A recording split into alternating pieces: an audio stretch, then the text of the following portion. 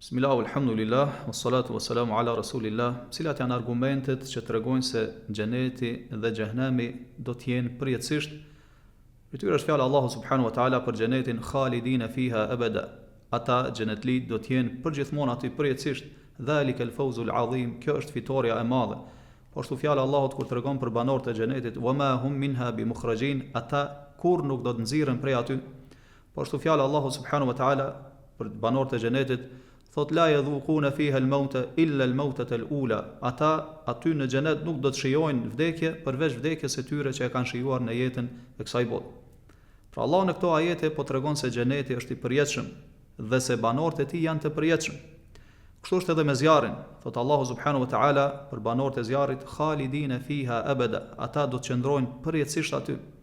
Po ashtu fjala Allahu subhanahu wa taala inna Allaha la'ana al-kafirina wa a'adda lahum sa'ira. Vërtet Allahu i ka mallkuar jo besimtarët dhe për ta ka përgatitur zjarrin e ndezur fort, khalidina fiha abada, ku do qëndrojnë përjetësisht.